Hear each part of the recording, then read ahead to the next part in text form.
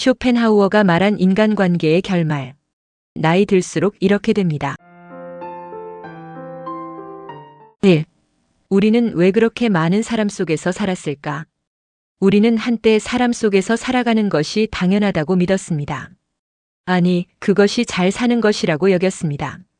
연락처에 이름이 많을수록 안심이 되었고, 약속이 많을수록 내가 필요로 되는 사람처럼 느껴졌습니다. 누군가가 나를 찾는다는 사실, 어딘가에 내가 속해 있다는 느낌, 그것이 우리의 마음을 지탱해 주었습니다. 그래서 우리는 관계를 유지하기 위해 애를 썼습니다.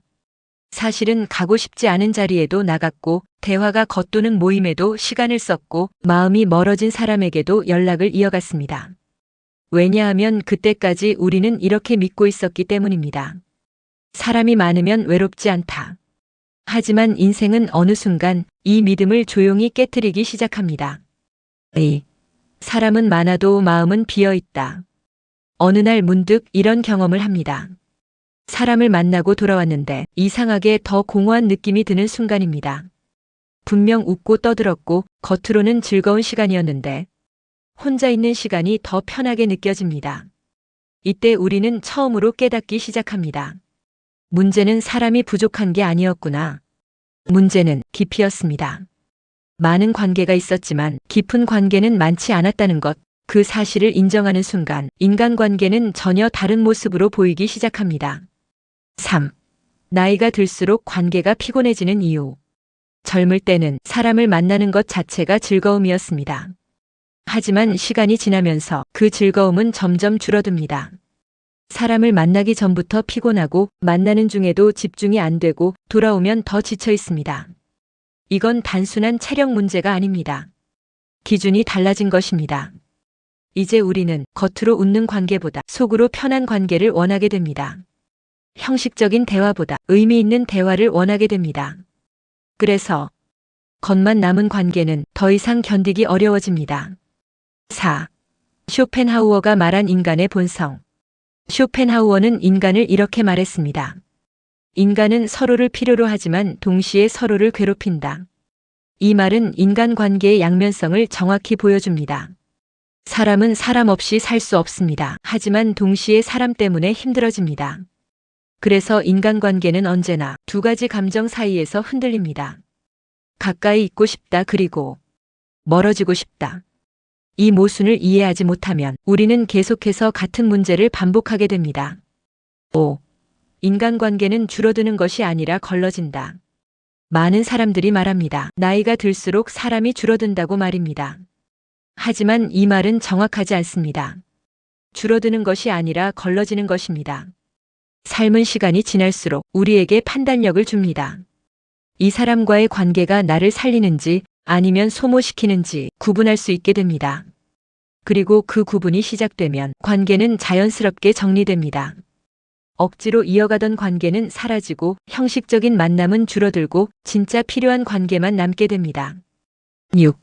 많은 사람보다 맞는 사람. 젊을 때는 사람이 많을수록 좋다고 생각합니다. 하지만 나이가 들수록 생각이 완전히 바뀝니다. 중요한 것은 수가 아니라 질입니다. 많이 만나는 것보다 편안하게 만나는 사람이 중요해지고 자주 보는 것보다 진심으로 통하는 사람이 중요해집니다. 그리고 결국 이렇게 됩니다. 이 사람 한 명이면 충분하다. 이 깨달음이 오는 순간 인간관계는 더 이상 복잡하지 않습니다. 7. 우리는 왜 그렇게까지 관계를 붙잡았을까?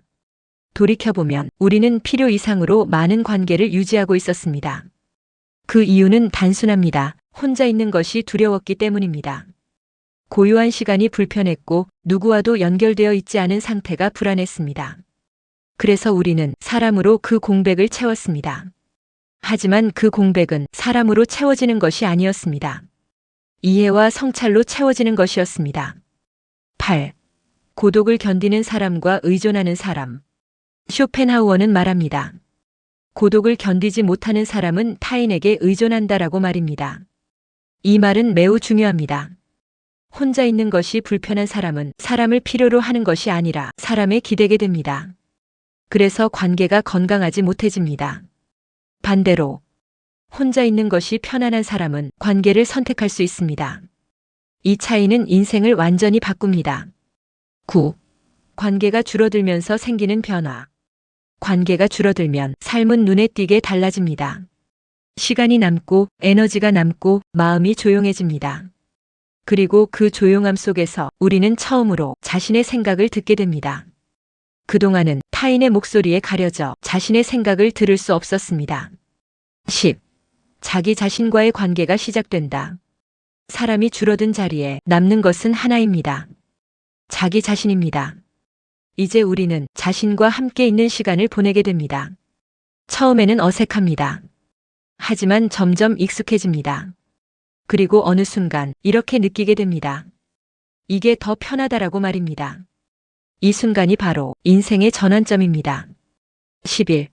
삶이 단순해지면서 깊어진다. 불필요한 관계가 사라지면 삶은 단순해집니다.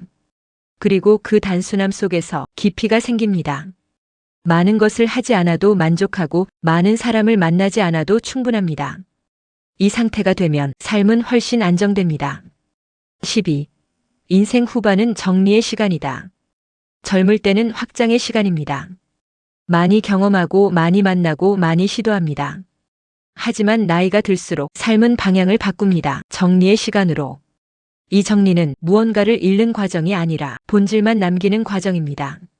13. 결국 남는 것. 모든 것이 정리되고 나면 마지막에 남는 것은 단순합니다. 몇 명의 사람, 하나의 삶의 태도, 그리고 자기 자신. 이 세 가지면 충분합니다. 14. 지금 관계가 줄어들고 있다면 혹시 요즘 사람이 줄어들고 있다고 느끼십니까? 그렇다면 잘 가고 계신 겁니다. 그건 실패가 아니라 자연스러운 과정입니다. 삶이 당신을 더 단순하게, 더 명확하게, 더 깊게 만들고 있는 것입니다. 15. 마지막으로 꼭 기억해야 할 한 가지. 인간관계는 줄어드는 것이 아니라 걸러지는 것이다. 그리고 그 끝에 남는 것은 많은 사람이 아니라 진짜 삶입니다. 지금부터가 진짜 인생입니다.